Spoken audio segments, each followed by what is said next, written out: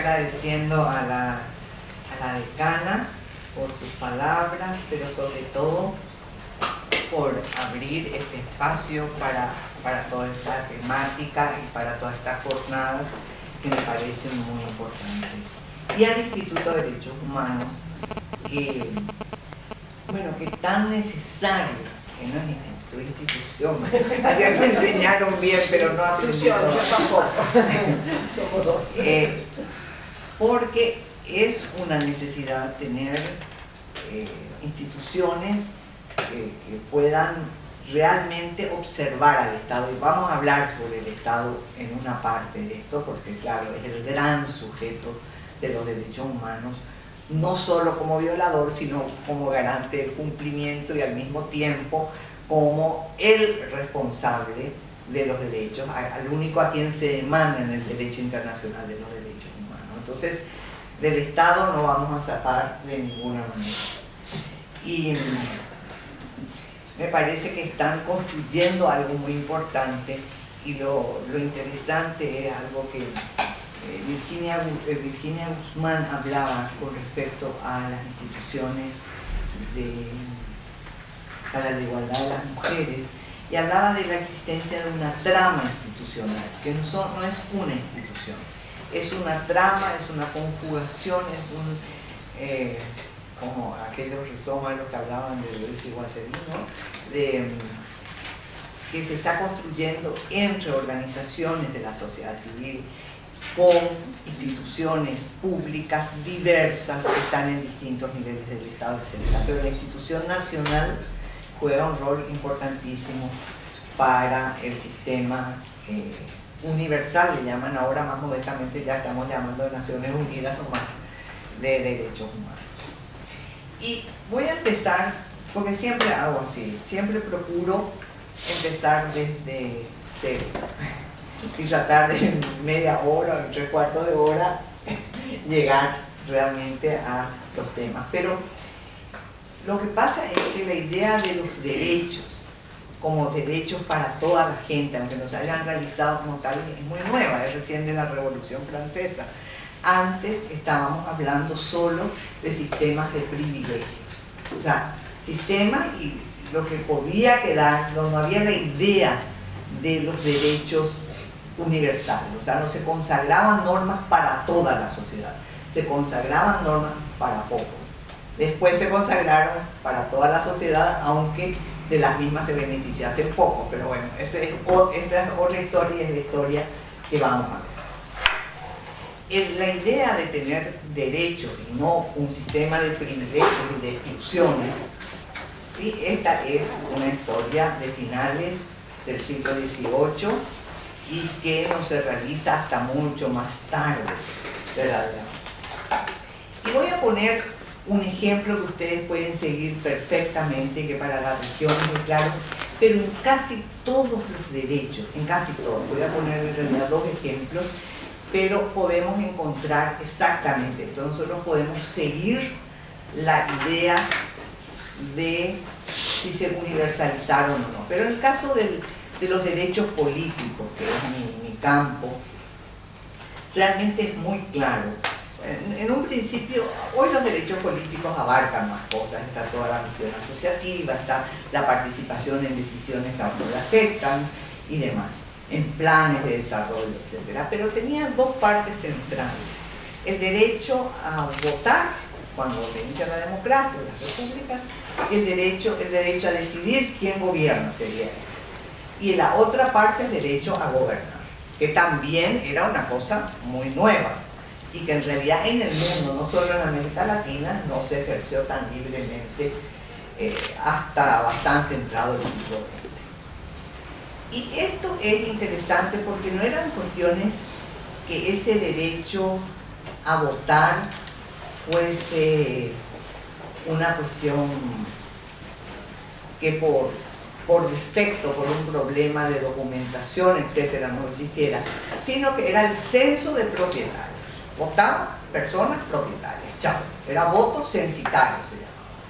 Contra esto, quienes pelearon más o menos al mismo tiempo, sufragistas y socialistas, las organizaciones políticas de los obreros. ¿Qué querían? Los dos querían universalizar. Uno para las mujeres, otro para los no propietarios, que eran los hombres proletarios en realidad. Y esto fue muy, muy importante y fundamental. Ahora, se fueron conquistando para ambos. No es real para el mundo entero la leyenda francesa de que 100 años después del voto universal masculino recién se conquista el voto femenino. Sucedió en algunos casos, pero en la mayoría son bastante más simultáneos, digamos, y en algunos casos efectivamente simultáneos. Pero ni uno ni otro en nuestra región, ni el voto femenino, ni el voto universal proletario, marcó necesariamente la universalización de derechos en América Latina. En realidad, en el caso de Bolivia, que es muy claro, marca la revolución del 52 cuando da el voto a personas analfabetas. Y con el voto de personas analfabetas recién pueden votar personas indígenas, personas campesinas, personas, o sea, toda la gente excluida de los sistemas de educación, toda la gente pobre, toda la gente que no llegaba y que tampoco por lo tanto podía decidir. Es decir, las mujeres letradas también excluyeron a las no letradas y a los hombres no letrados y a los hombres indígenas. Nunca dijo la ley, los indígenas no pueden ni votar. Pero de hecho, por el voto analfabeto, que estaba prohibido, entonces tampoco podían votar. Entonces, la idea de universalidad es muy impresionante, como la gente ve una parte de todo. Yo solía decir que si la humanidad una naranja, hubo una genialidad ahí con la ideología, que una mitad se hizo todo y a la otra mitad le declararon un gajo de esa naranja nomás, que es el caso de las mujeres. Pero en realidad esta es una cadena donde los unos no ven a los otros y que es una historia que se repite una y otra vez. Hace muy poco tiempo en realidad que se está rescatando esta cuestión de que no se universalizó tampoco necesariamente con el voto femenino. En algunos países sí, donde no había seguramente tanto analfabetismo. Pero se tiene otra parte interesante. Ustedes vieron que las mujeres festejan el voto, los hombres no festejan el voto, no festejan más el voto, pero festejaron en el momento, pero festejaron atado a algo distinto. Cuando Engels dice en la guerra civil en Francia, dice el voto universal es genial, es maravilloso, ahí ya está Bebel sentado en el Parlamento. Era maravilloso porque podían llevar a sus representantes. Es decir, ataron el voto, la decisión sobre quién gobierna, con el derecho a gobernar, con el derecho a estar en las decisiones. Cosa que no le pasó a las sufragistas. Las sufragistas conquistaron el voto y se festeja el voto, y este año estamos en los 60 años del voto en México y etc. Uruguay fue el primer país que dio el voto a las mujeres en la región. Pero no, ¿por qué pudieron los socialistas tenerle a Bebel en el Parlamento? Porque inventaron el mecanismo que les permitió participar, que les permitió ejercer el derecho. ¿Y cuál fue ese mecanismo? Fue la creación de los partidos políticos modernos.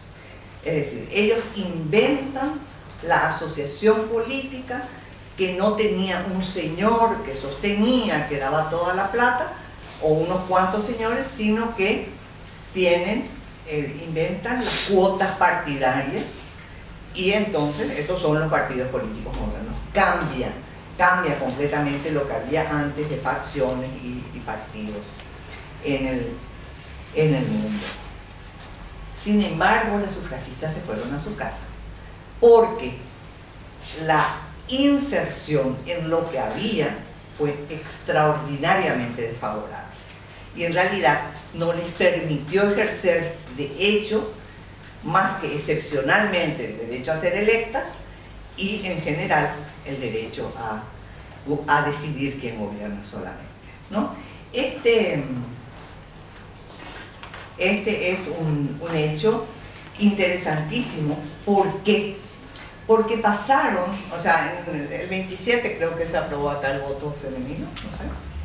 Bueno, sí, el 27. Y hasta el 61 se fueron aprobando en los diversos países, no de las islas del Caribe, que todavía fueron un poco después, pero en el continente mismo hasta el 61. Pero recién en la década del 90, la última década del siglo XX, ahí recién se empiezan dos cosas. Por una parte, que esta mitad de la población que empieza a decir somos mitad y no somos un gajo, reconoce y rompe patrones y dice queremos participar. Y empiezan a generar ¿qué? El mecanismo adecuado para participar. Y el primer país del mundo, aunque yo tengo mi duda porque realmente no entiendo bien todavía la diferencia entre reserva de escaños que tienen los países asiáticos y algunos africanos y la cuota de resultado que tenemos, pero es un tema de trabajar mejor la legislación. De todas formas, la Argentina fue en 1991 que pone la cuota por ley. Y esto fue muy interesante porque las cuotas, estas medidas que se toman cuando la declaración de igualdad no basta, o sea, la igualdad y la equidad juntos estaban incorporadas a las declaraciones de independencia de los países de nuestra región. Estaban en todas las constituciones desde el inicio, pero no tenían ningún reflejo en la realidad. Este es un punto que es extremadamente importante porque es lo que nos va a llevar, y que tardó mucho tiempo, de la igualdad formal o legal a la igualdad sustantiva, a la igualdad de facto o sustantiva. Es decir, la gente decía, pero tenemos, y si ponen una medida como esa, rompe principio de igualdad. Y vos decís, y la realidad no importa para el principio. O sea, ¿cómo se sostiene el principio si la realidad me está mostrando otra cosa? Que es lo que decíamos cuando nos peleábamos con una gente en la universidad. Antes decían, es que para ellos, si la realidad no va con la teoría, pues para la realidad. Pero la verdad es que así sostuvieron los profesores de las facultades de Derecho, las cosas, la idea de que intervenir de alguna manera, crear un mecanismo para generar igualdad, era romper igualdad. Entonces, esto es recién del siglo XX. Resulta que después el tiempo en el XXI se acelera de una forma impresionante. Se acelera tanto, pero tanto en este derecho político con respecto a las mujeres, que pasa de este mecanismo para acelerar la igualdad de facto a reconcebir la democracia. Se pasa, la paridad lo que hace es reconcibe la democracia. La paridad reconoce ciertas diferencias y dice que tienen que estar en el sistema político. Reconoce diferencia ideológica, y esta es la base misma de la consideración, pero reconoce también diferencias territoriales, ¿sí? O sea, tenés listas nacionales o lo que sea, ciertas representaciones territoriales. Y esto se aceptó prácticamente desde el inicio, desde antes que se generaran los sistemas proporcionales, ¿no? Con sistemas de mayoría total, que todavía no estaban las fórmulas matemáticas ni nada para las proporcionales, pero resulta que con la paridad se incorpora un elemento distinto a los derechos. Se incorpora una idea no temporal, porque en general estas medidas especiales para acelerar la igualdad de facto son temporales, y acá lo que se hace es reconcebir el sistema democrático. Y esto estamos viviendo en este momento en el mundo. Es algo nuevo, inventaron unas mujeres europeas en Atenas, de altos cargos, pero resulta que Francia aprobó. En Francia no se realiza hasta hoy, porque inventaron un sistema en realidad de no financiamiento, pero los partidos políticos son ricos, entonces no cumplen. El mismo sistema sí funciona en Nueva Caledonia, en fin. Y se ven los mecanismos diversos, pero se expande en África, sobre todo Senegal como el abanderado de esto, y en países latinoamericanos, en 3 países de los cuales uno hubiera dicho, con respecto a Costa Rica, bueno, es lógico, un país con mucha tradición democrática y de igualdad. Pero resulta que los otros 2 son Ecuador y Bolivia. Y Ecuador y Bolivia, que nunca entendieron bien y que no se adecuaba bien a su sistema político lo que eran las cuotas, y resulta que sí entienden perfectamente que por cada distrito tiene que ser electo un hombre o una mujer, ¿sí?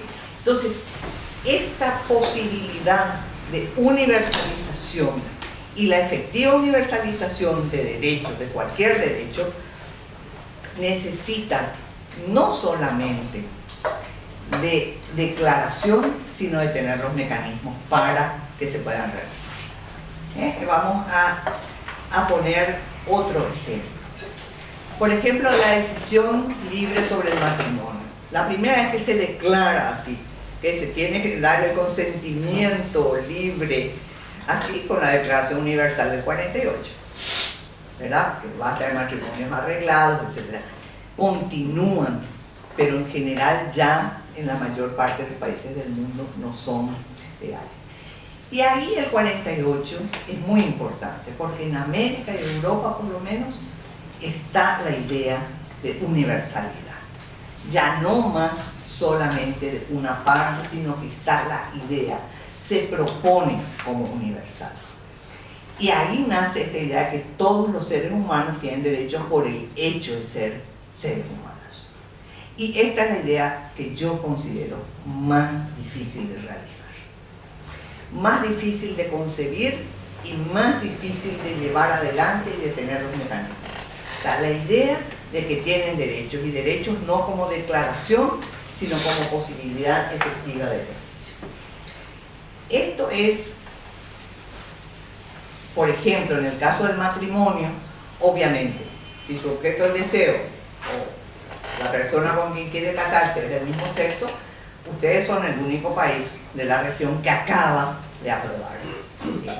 En Francia también se acaba de aprobar y resulta que hay todo un tema interesantísimo de alcaldes que se niegan, etcétera. Hay todo un tema, un debate sobre objeción de conciencia y demás.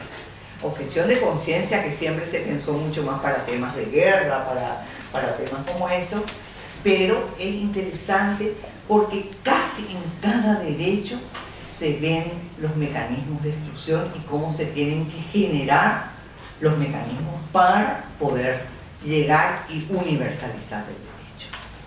En el caso de los derechos políticos en América Latina tenemos otro elemento más. Fue el horror el que nos ayudó a aceptar la democracia realmente como continente. Fue el horror de las últimas dictaduras, de violaciones tan graves y masivas que por primera vez se dijo podemos compartir el espacio político. El Estado no tiene dueños, el Estado es de la ciudadanía, pero las declaraciones esas estaban también en las constituciones sobre la soberanía popular, ¿sí? Pero en realidad no eran, los Estados tenían dueños. Y quien no era dueño del Estado soñaba con ser dueño del Estado y soñaba con excluir al otro. O sea, el proyecto, la idea era yo voy a hacerme dueño y le excluyo al otro. Con lo más grave que en situaciones extremas la derecha latinoamericana recurría a los militares. Pero cuando hubo revolución socialista también estaba la idea de dueños del Estado. Esta posibilidad de que pueda existir un Estado que pertenezca de verdad a toda la gente, sin que tenga dueños, o sea, sin que una parte sea dueña del todo, sin que una parte determine unilateralmente, esto es lo que aprendimos recién en las últimas décadas del siglo XX como región, en toda la región.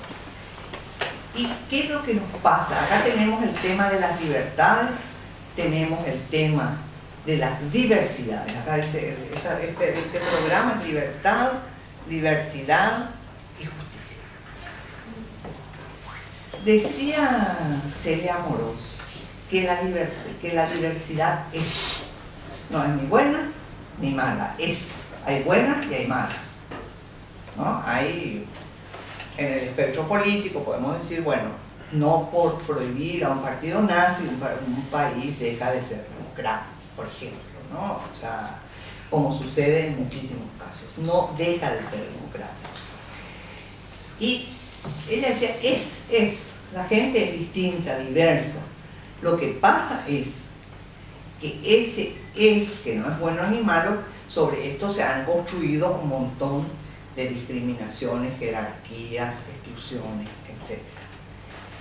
En cambio, dice ella, la igualdad, esta igualdad que nace hace menos de 300 años, como idea, no ni siquiera como cosa, porque la idea de justicia es muy vieja. La idea de justicia y la de equidad es una idea aristotélica. Aristóteles, que le enseña a su hijo Nicómaco y le dice, la equidad es lo mismo que justicia, pero mejor porque corrige lo que justo tiene la letra de la ley.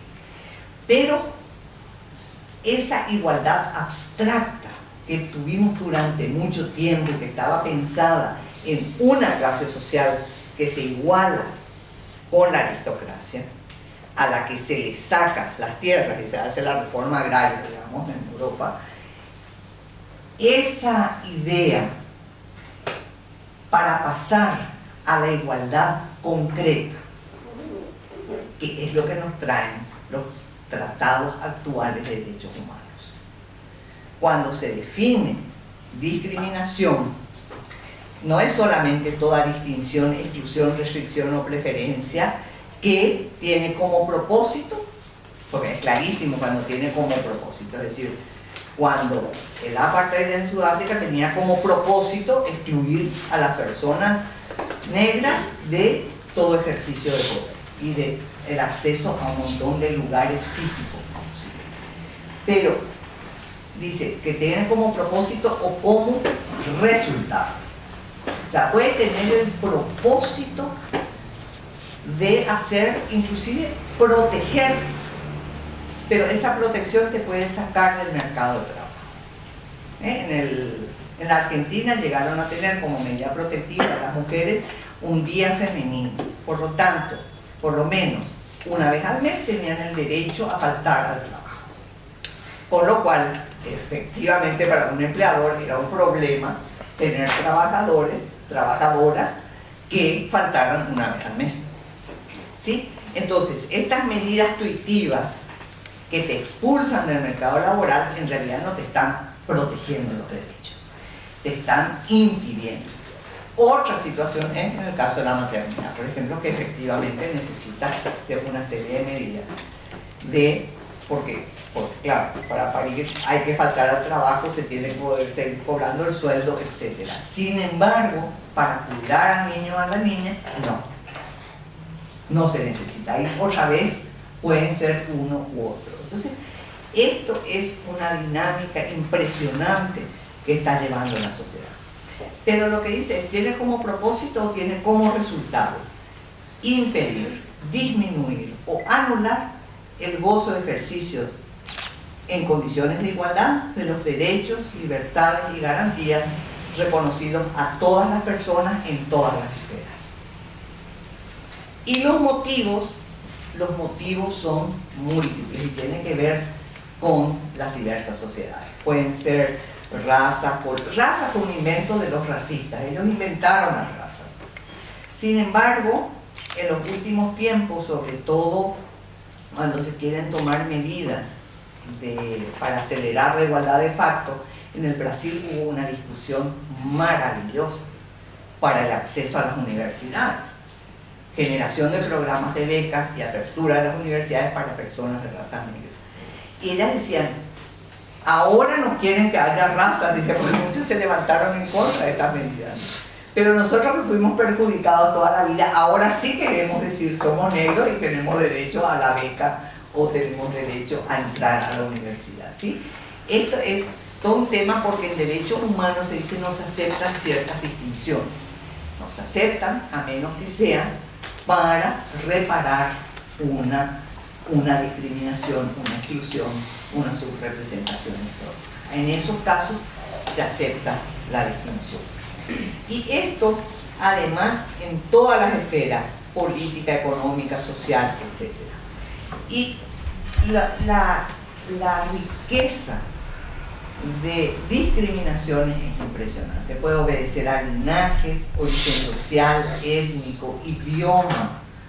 El tema hoy en América Latina está muy fuerte, el tema de las traducciones de lenguas indígenas en los juzgados, por ejemplo.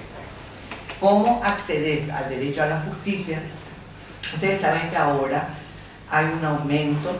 Tradicionalmente los hombres eran los que estaban presos generalmente. Y había menos mujeres. Hay un crecimiento exponencial de prisión de mujeres por el narcotráfico. Son el último nivel y son las que caen. Y en muchos casos mujeres indígenas. Y no entienden por qué están presas. Y yo recuerdo que en el diálogo con Brasil dijo, bueno, este es un problema de educación. Bueno, no es un problema de poner traductores, así como se pone a alguien que solamente habla inglés o que solamente habla suelto. Es decir, si estás siendo juzgado y no entendés lo que te dicen, vos estás excluido de la justicia en realidad. ¿Sí? Y este tema es todo un tema, es impresionante, idioma, religión. En la misma construcción que hicimos, ustedes tienen Estado laico hace mucho tiempo, o sea, no hay religión dueña del Estado, pero en realidad en el mundo los estados teocráticos no solo están vivos, sino en expansión. No solo vivos, sino en plena expansión, y no hay nada que haya ayudado tanto para entender la convivencia diferente como las luchas en contra del monopolio de una religión dueña del Estado. Realmente este es un tema fascinante. Hasta en los partidos políticos se habla de correligionario, que en realidad es de mi misma religión. Correligión. Entonces, estos temas, el Estado laico, que últimamente está inclusive desde los años 90 también defendido por el mismo Vaticano y las iglesias cristianas, pero no significa un aterrizaje, significa la declaración que el Estado no tiene religión más, pero no significa aterrizar eso a que no esté un predominio en una iglesia o que no haya altares de una iglesia en servicios públicos, hospitales, colegios, universidades, etc. Yo insisto en esto porque efectivamente el Estado civil es algo impresionante cómo hace cambiar. Ustedes saben que hasta hace poco tiempo en muchos países se exigía para ser presidente de la república ser casado. No solo masculino, sino casado. Bueno, estas cosas se van eliminando efectivamente, pero por otra parte el deber ser era que las mujeres debían casarse, era su función principal, y al casarse perdían derechos. Perdían derechos, digo, por nuestra región, porque en realidad siguen perdiendo derechos en muchísimos lugares del mundo al casarse. Entonces, están estos. Pero ¿quién? Y vamos a entrar a ese sujeto fundamental de los derechos humanos, que es el Estado. El Estado es, y se le concibió durante mucho tiempo como el principal violador. Había violación de derechos humanos y el Estado actuaba en contra, torturando, haciendo desaparecer gente, apresando injustamente, etc. Porque estuvo muy centrado en una cosa que yo tengo que decir que hace poco nomás que aprendí y me da mucha vergüenza. Realmente, cuando se denuncian violaciones a los derechos humanos en todos lados, es cuando se abre periodos de persecución a la clase media y a la clase alta. Para mucha gente no notan la diferencia, porque el trato que reciban del Estado es el mismo en democracia que en dictadura. ¿Sí? No notan, la policía les maltrata de la misma manera a niñitos de la calle, a niñitas que están allí trabajando en democracia y en dictadura. La diferencia se marca cuando persiguen a la gente que tiene poder suficiente como para hacer sentir y oponerse y tener aliados y establecer una serie de relaciones. Ese es el caso de las personas trans también. Como en general están tan al margen, entonces tampoco podían notar demasiada diferencia entre un sistema y otro. Es terrible porque, claro, para nosotros, para mí, mi vida es la diferencia entre la democracia y la dictadura. Pero el Estado, que es el actor principal, también puede ser que esté violando derechos por omisión, porque es el garante y responsable de la realización universal de los derechos. Es decir, cuando el Estado no tiene la debida diligencia, no actúa cuando suceden cosas, entonces el Estado está violando los derechos de la gente. No es él el que le hizo desaparecer a las mujeres en Ciudad Juárez. 400 mujeres pobres habían desaparecido sin que el Estado mexicano se inmutase. El Estado mexicano, en este caso, la policía de Ciudad Juárez, por cierto, la ciudad más violenta del mundo. No, se habrá ido con su novio, se fue, andaba loqueando, se habrá ido a Ciudad de México. Es decir, el tema es tan importante que no solo que alguna vez salga una sentencia, sino que exista la debida diligencia. De otra manera, probablemente ya para esa persona o esas personas dejó de estar el Estado. Y es el garante y responsable de la realización universal. No es responsable de darle las cosas a los grupos con capacidad y poder suficiente como para protestar. Y bueno, para que se callen les hago la concesión. Tiene la obligación de hacer llegar los derechos absolutamente a todas las personas, aún a aquellos que no pueden protestar, que no tienen la capacidad, que no tienen el poder, que no aprendieron a hacer eso. Y también, y esto es lo que hoy nos encontramos en el siglo XXI, asume obligaciones frente a instancias internacionales. Porque esta también es una construcción compleja. ¿Tenemos Estado cosmopolita, como le llama él? No tenemos Estado cosmopolita. No tenemos ciudadanía. Hay una globalización de la economía sin que haya algún tipo de institucionalidad política que pueda gobernar eso. No tenemos. En la historia de la humanidad siempre tuvimos una relación muy estrecha entre el sistema económico y el político. Ahora estamos con una separación. Tenemos sociedades con todo el poder de destruir como 45 veces el planeta o como así, y otras sociedades que absolutamente están desprotegidas. Y esto, lo único que tenemos es una suerte de asociación de estados como Naciones Unidas, muy débil en realidad, y una construcción por el lado de la justicia, que son los sistemas de derechos humanos. Los sistemas internacionales, digo, en el sentido de regionales y universal, que sobre todo el africano está creciendo rápidamente, el interamericano probablemente el que haya sacado las sentencias más importantes en derechos políticos. Tenemos en nuestra región genocidas que están en prisión, o sea, Fujimori está en prisión, Videla murió en prisión común y Ríos Montt estuvo un día preso, pero bueno, porque los otros ya no tenían poder, pero Ríos Montt tenía inmenso poder.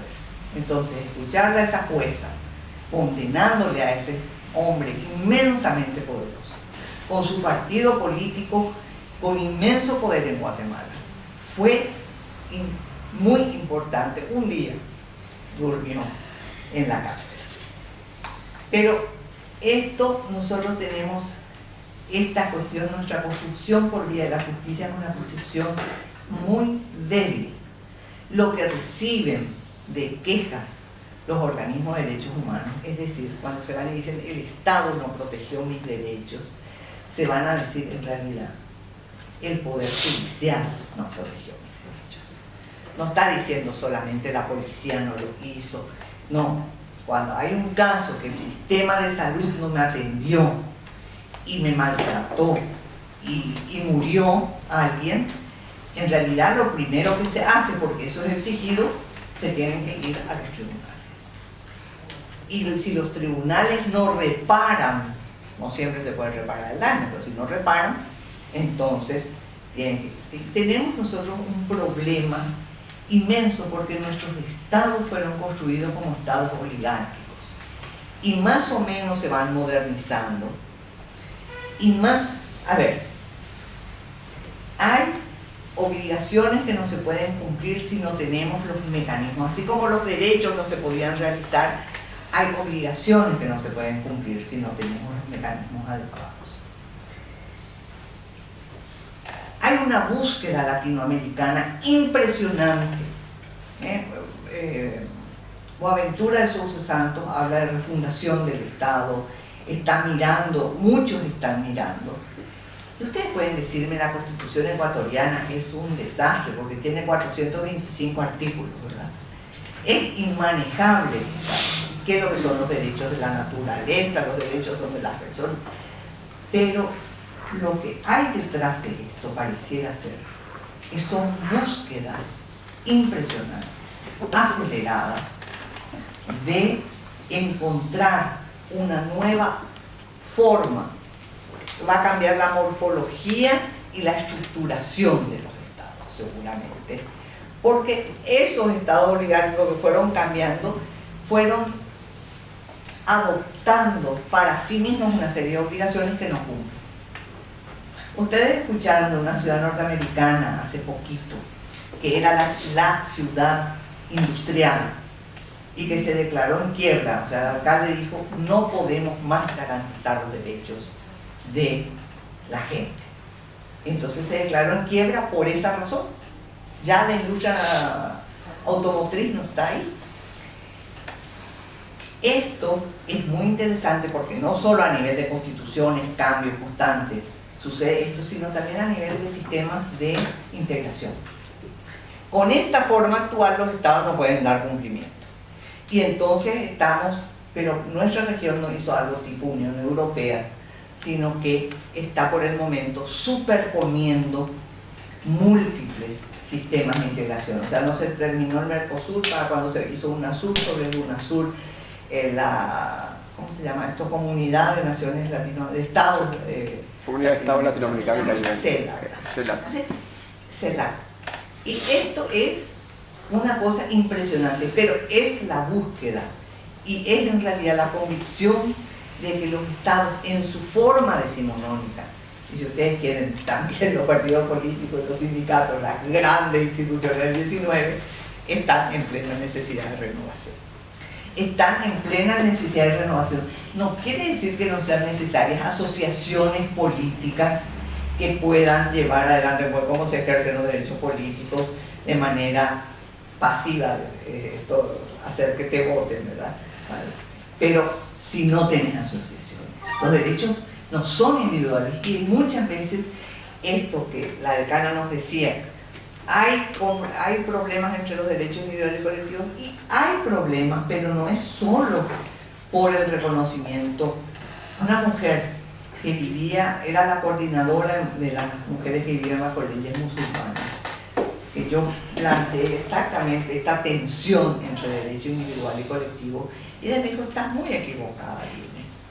Vos no entendés que yo también soy parte de la comunidad y que yo necesito, como parte de la comunidad, como parte del colectivo, que ese colectivo asuma mis derechos. Yo no soy un individuo aparte, yo quiero ser parte de mi comunidad, no me quiero ir. yo quiero ser parte. Entonces no es nomás mi derecho individual, es que mi comunidad tiene que aceptarme en mis cambios, en mis cosas, como si aceptan otros cambios.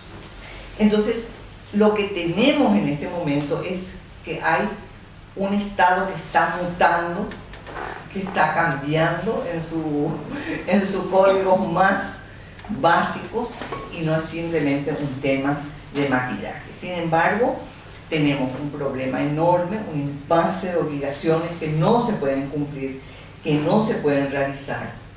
¿En qué sentido? Tenemos pocos mecanismos, y hoy me contaron de un sistema, de un mecanismo que acá en el Uruguay se acaba de aprobar y es quizás un buen ejemplo para que podamos entender, que tiene que ver con donación de órganos.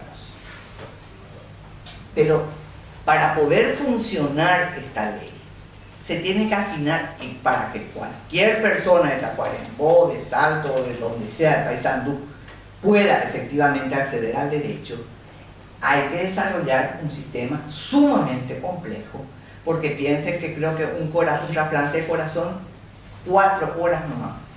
En 4 horas hay que hacer, no se congelan los órganos. Y riñón creo que 6, ¿verdad? Entonces, ¿qué pasa? Para que esto funcione, necesitas una estructuración que permita que esto no sea solamente, acá el privilegio a lo mejor no es de clase social, sino de lugares geográficos, donde están instaladas las capacidades y los servicios públicos que no llegan a toda la gente. Entonces, estamos con una necesidad de profundizar el Estado de Derecho en un concepto de Estado de derechos y de obligaciones. Pero yo personalmente estoy convencida, y desde luego que no me animo a hablar de la justicia, yo estoy convencida que es la gran necesidad. Para construir democracia desarrollamos teoría, y sabemos bien que sin el pluralismo no hay democracia. La democracia moderna dice, unimos soberanía popular y pluralismo, lo básico. Si no hay esto, y después discutimos qué diversidades entran en este pluralismo. Cuando hablamos de igualdad y no discriminación, de derechos humanos, también desarrollamos teoría y sabemos de qué estamos hablando.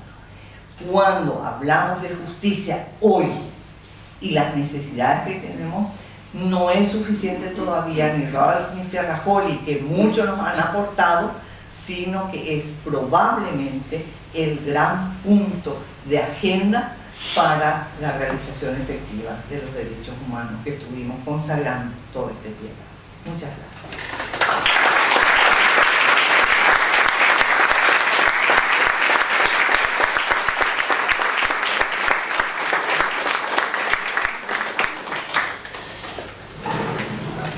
Bueno, Lique me dice que está dispuesta a seguir con la comentarios.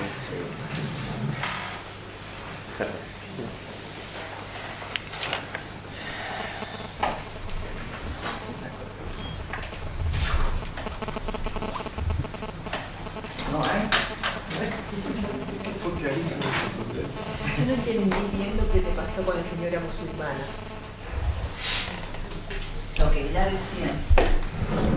ella decía es que la idea de derechos individuales, o sea, es que hay una ley de tu comunidad que vos rompes porque querés funcionar de otra manera. Pero todas las comunidades son dinámicas y cuando se necesita incorporar otras normas, leyes, se van cambiando también para el derecho colectivo. No es lo mismo.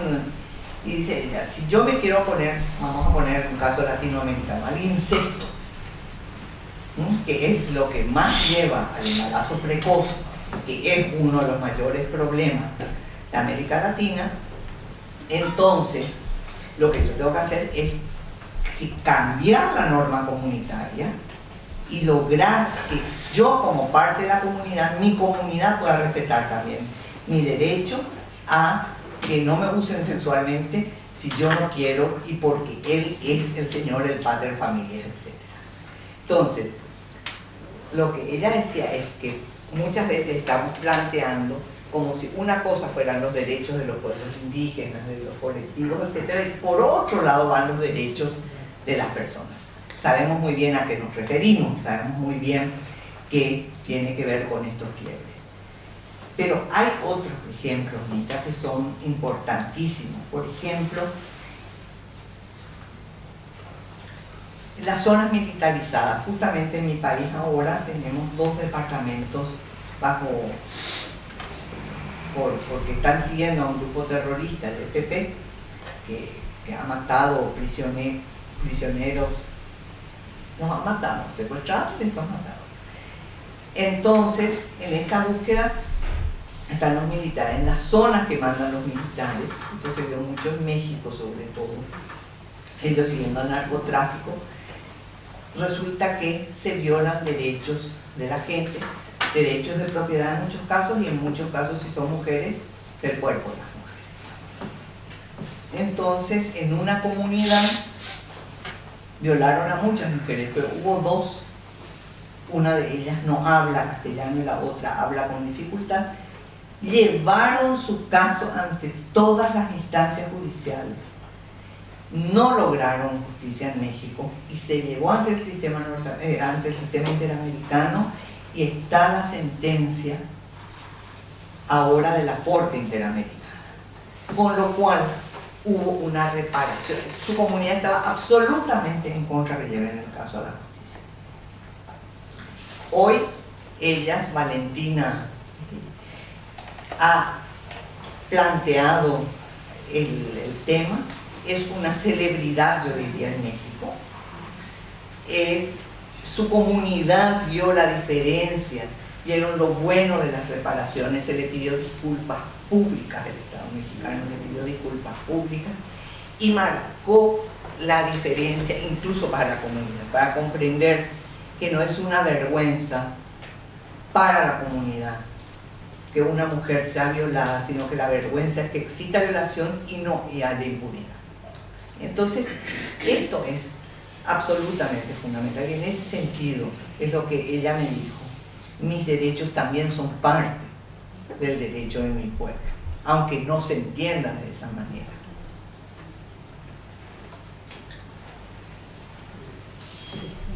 Yo tenía una pregunta, y al final, si no entendí mal, tú estabas planteando como que te parece que garantemos el tema de la justicia. Creo que es el que está en la agenda. Ajá. Sin resolver. Y un poco trayendo lo que venías diciendo, por ejemplo, sobre algunos cambios acelerados en el siglo XXI, lo que traías por ejemplo, el proceso constitucional ecuatoriano, todos los debates que se originaron, y bueno, también la forma indígena fue un aspecto importante a punto de fracasar y rearmarse el proceso constitucional. No para abrir todo otro debate, pero ¿cómo ves vos esa? Porque, no sé, mirando la realidad latinoamericana, con algunos cambios de gobierno distintos o de tinte diferente, interesantes respecto a algunos conceptos del establishment anterior, ¿cómo ves? No sé, se me plantean contradicciones de cómo esos estados pueden resolver el tema justicia. Yo sé que es un tema grande, pero ¿cómo lo veías? Mira, yo creo que hay una necesidad de academia y de justicia, de teoría. Es muy difícil porque los sistemas, si es que pensamos en Bolivia, que es uno de los casos más interesantes, yo demasiado quiero tener un mes de tiempo y andar de mochilera por Bolivia y realmente hablar con la gente y ver las cosas, porque hay muchas tensiones muy importantes, porque ciertamente los aymaras y los quechuas ganaron mucho, pero los guaraníes no, sí, los amazónicos no. Entonces, a pesar de que los amazónicos le ganaron a Evo con relación al indígena,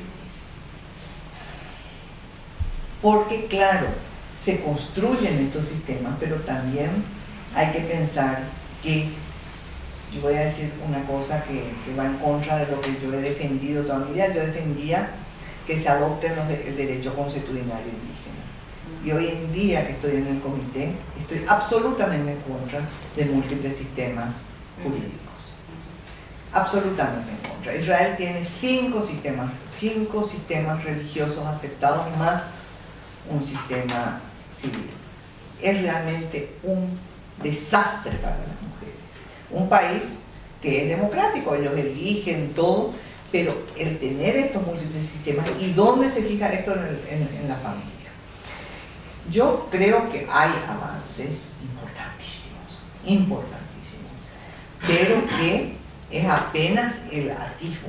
Hay cosas que son fascinantes porque se nos están rompiendo estereotipos de parte de la convención, del comité que evalúa la convención de la ONU, y nosotros tenemos el artículo 5 que obliga prácticamente a hacer el cambio cultural necesario. O sea, la cultura no es nunca justificativo de no cumplimiento de derechos.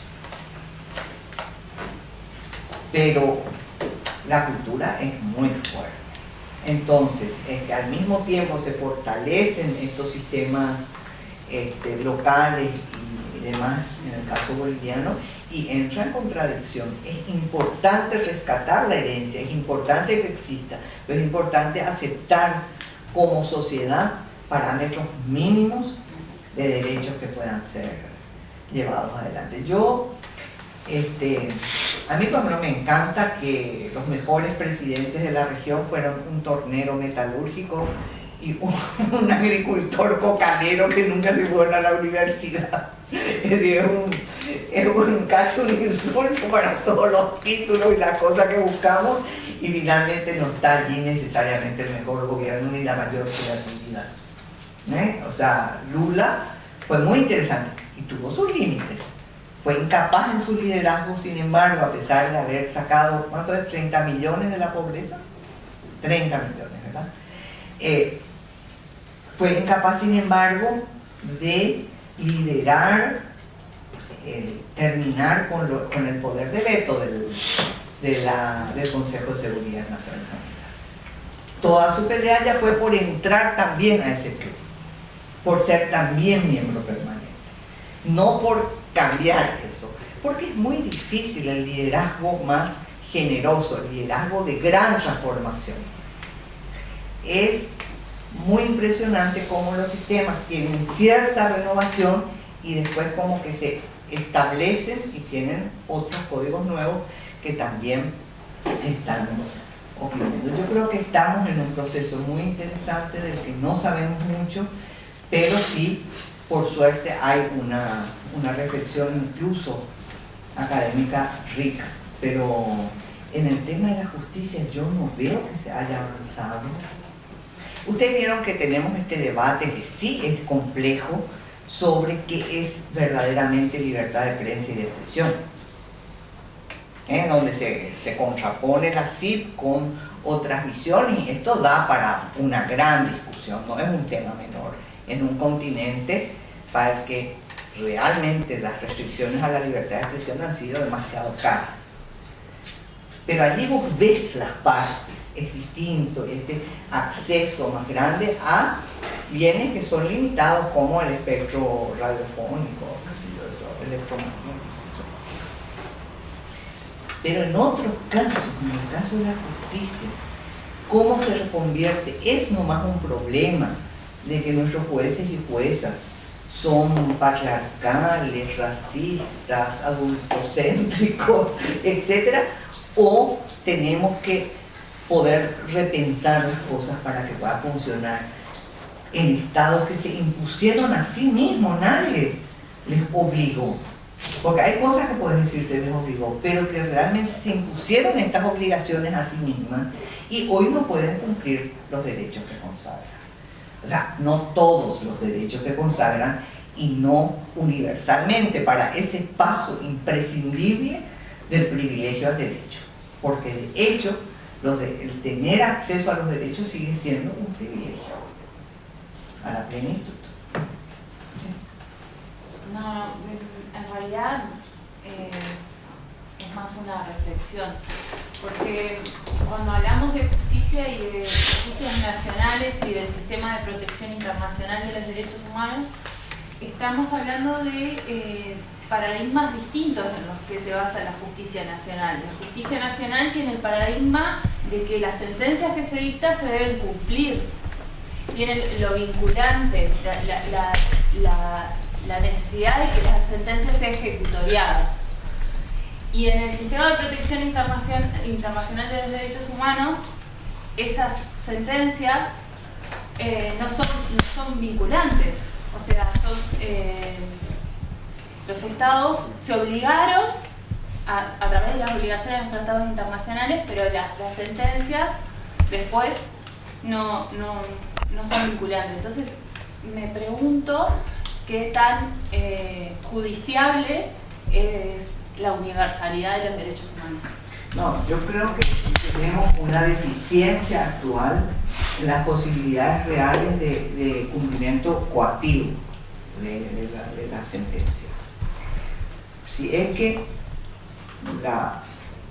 los sistemas tomaran medidas por el incumplimiento, podría ser importantísimo.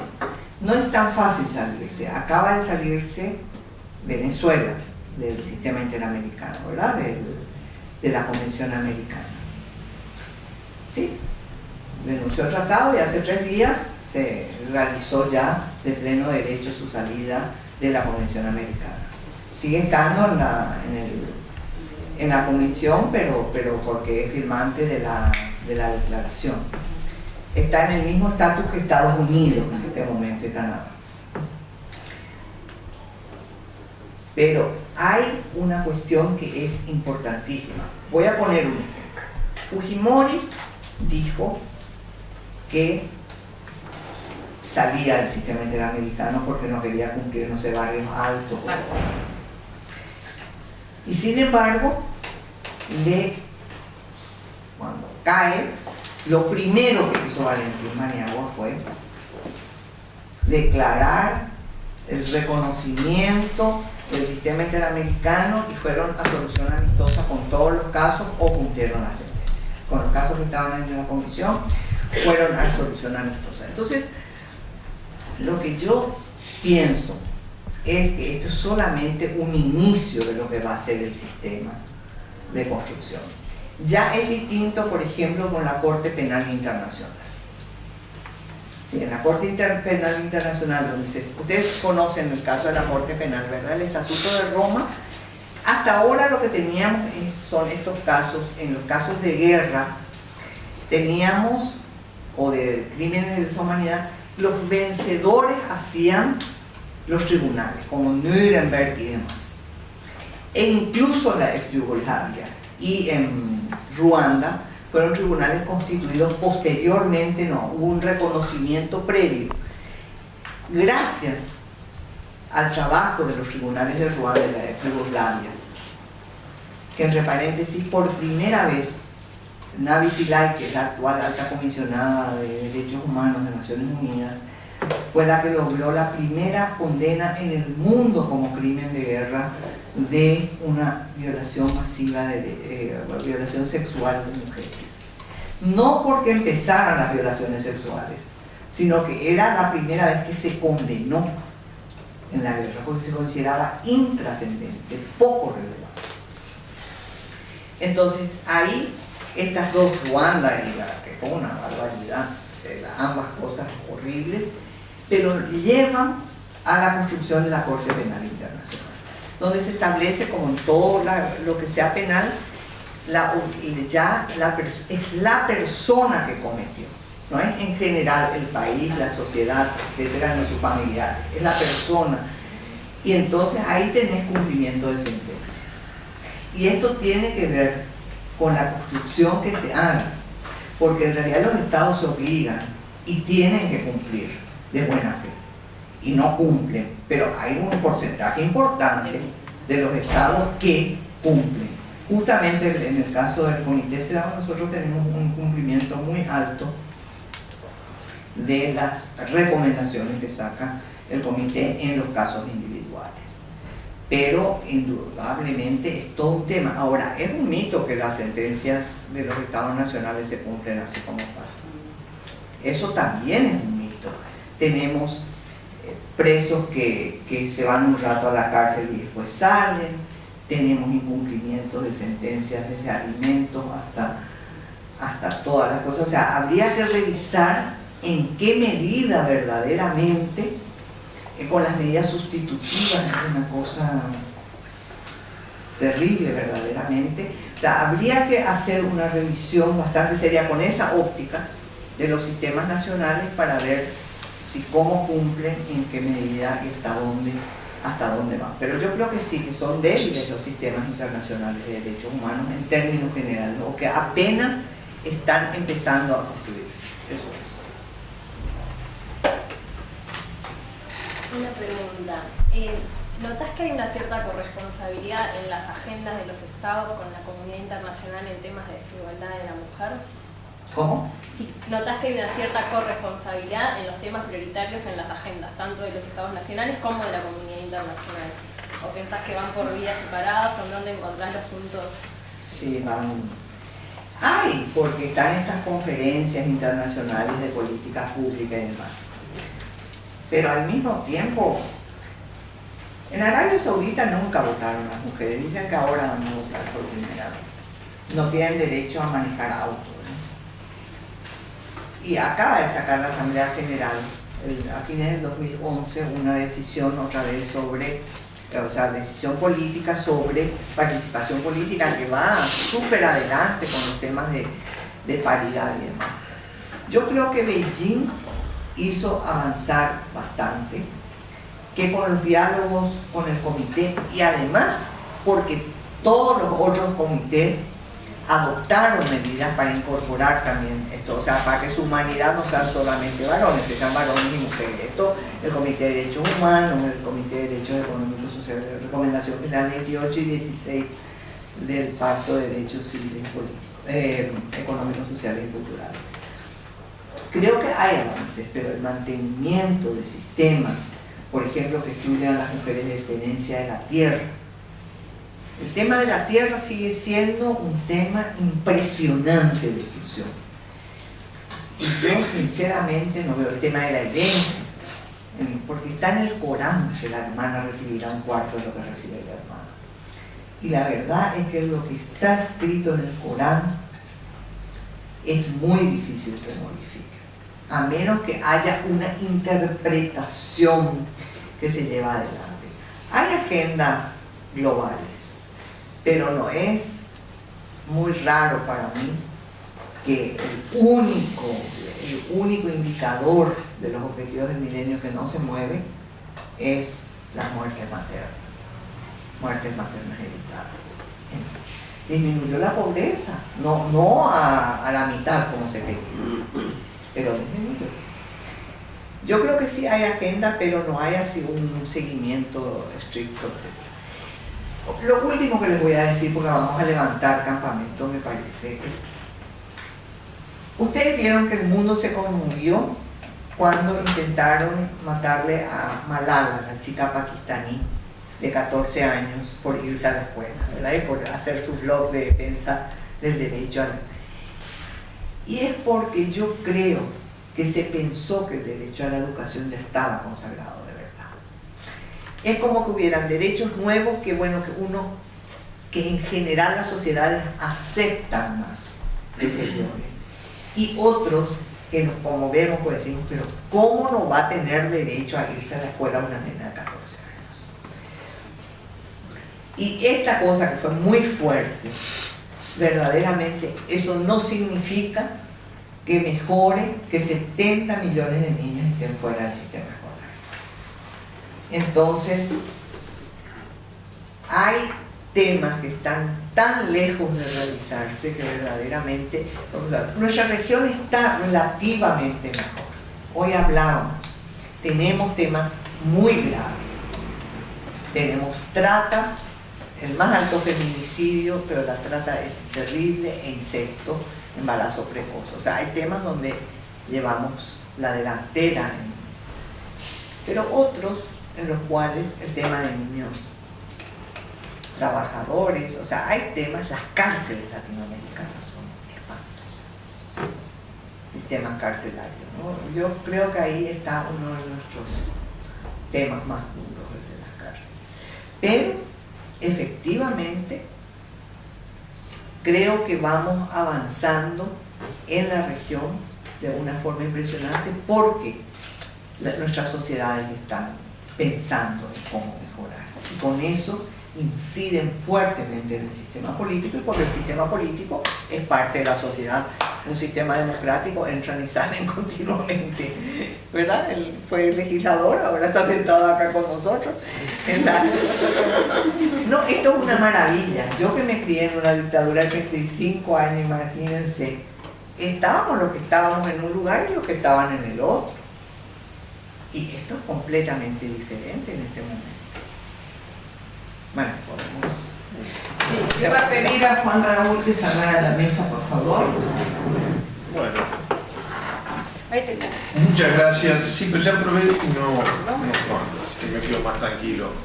En primer lugar, agradecerle a la decana, agradecerle a Susana Mayo, que nos, por ser anfitriona, que nos haya hecho sentir tan en nuestra casa, y que nos haya permitido la Institución Nacional de Derechos Humanos, con un pequeño granito de arena que se armar esta mesa, creo yo hace una gran contribución, porque la verdad que la panelista ha colmado nuestras expectativas y le hemos sacado el jugo desde ayer de noche ininterrumpidamente, así que tampoco la llevamos así nomás. Yo un pequeño recuerdo, si me permitís, Susana, porque muchos les va a sorprender la noticia. Durante muchos años con Susana teníamos un programa de televisión juntos que se llamaba El Debate, y el problema es que la mayoría de las veces nos poníamos de acuerdo. Yo creo que es por eso que no salimos más al aire. Tenemos que buscar alguna manera de terminar en no coincidencia y seguramente podamos estar de acuerdo. Mañana la Institución Nacional de Derechos Humanos participará de una mesa redonda a esta misma hora, pero les queremos agradecer profundamente a todos ustedes, a ti por haber hecho esto tan didáctico, tan ameno y con tanto contenido nuevo y renovador. La verdad que ha sido una maravilla. Mariana, nuestra expresidenta y miembro del Consejo Directivo, por el esfuerzo enorme que hizo para poder lograr que te tuviéramos con nosotros. A la doctora Ariela Peralta, algunas de los funcionarios profesionales de la institución que nos han acompañado, que han participado además de la mesa redonda. Y más nada, creo que nos vamos con una sensación de deber cumplido maravilloso, y todo gracias a ti y gracias a Susana como dueña de casa. Y mañana nos encontramos, a los que quieran venir a la misma hora, vamos a participar en una mesa redonda más amplia. Muchas gracias.